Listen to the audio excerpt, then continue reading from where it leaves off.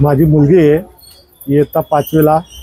काल एका शाळेतल्या कर्मचारीने तिला लायब्ररीमध्ये घेऊन गेला. लायब्ररीमध्ये घेऊन गेल्यानंतर तिने त्याचा मोबाईल दिला, तिला नेट ओपन करायला लावला. तिच्याकडनं तिला अश्लील व्हिडिओ दाखवत होता. नंतर तो शेवटी व्हिडिओ दाखवून माझी मुलगी पळाली. तिचा हात धरला, तिला सांगत होता की तू आता शाळेत सुटल्यानंतर मला कुठे भेटशील, काय भेटशील. ही घटना शाळेवाल्यांना कळली. शाळेवाल्यांनी त्याच्यावर काय हे केलं. आज सकाळी आम्ही इथे येऊन नंदुरबार शहर पोलीस स्टेशनला आम्ही जेव्हा गुन्हा दाखल केला तेव्हा शाळेवाले त्यानंतर आले आणि ते सुद्धा त्या व्यक्तीवर गुन्हा दाखल करत आहेत. माझी एकच मागणी आहे, त्या व्यक्तीवर कठोर कारवाई करण्यात यावी. काल शाळेवाल्यांचा निरोप आला होता आम्हाला की तुम्ही सकाळी 10 वाजता प्रिन्सिपल मॅडमांच्या घरी या, तिथं आपण मीटिंग करू, तिथं बोलू. शाळेवाल्यांनी आम्हाला असं सांगितलं तिथं बोलवल्यावर की तुमची पुरीची बदनामी होईल, पेपरबाजी होईल, हे होईल. शाळेवाल्यांकडनं आम्हाला हा अपेक्षा न होता. त्यांनी सहकार्य करायला पाहिजे आम्हाला. आज नंदुरबार शहर पोलीस स्टेशनमध्ये एक पीडित परिवार त्यांची तक्रार घेऊन आला होता.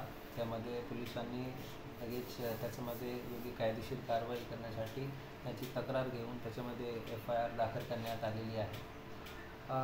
एक स्कूलमध्ये एक अल्पवयीन मुलगी बरोबर त्या स्कूलमध्ये काम करणारा एक इस्मानने मुलीला फोनमध्ये त्यांच्या फोनमध्ये काही ऑब्जेक्शनेबल व्हिडिओज आणि आक्षेपार्ह व्हिडिओज आणि अश्लील प्रकारचे व्हिडिओज त्यांनी दाखवले आणि त्याबद्दल त्या अल्पवयीन मुलीने त्यांच्या घरामध्ये जेव्हा त्यांना सांगितलं आणि त्यानंतर त्या परिवारचे लोक पोलीस स्टेशनमध्ये येऊन त्यांची तक्रार नोंदवण्यासाठी आले.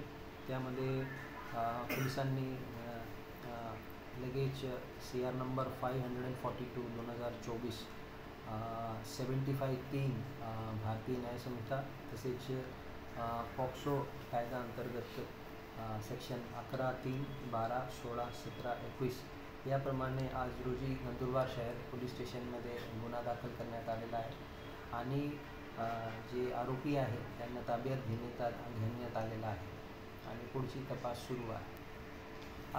ते पुढे इन्व्हेस्टिगेशनमध्ये त्याचा आणि शाळेचं जे काही रोल आहे आणि शाळेची मॅनेजमेंट बॉडी जी आहे त्यांचं जे रोल आहे त्याबद्दलही तपास नक्की होईल.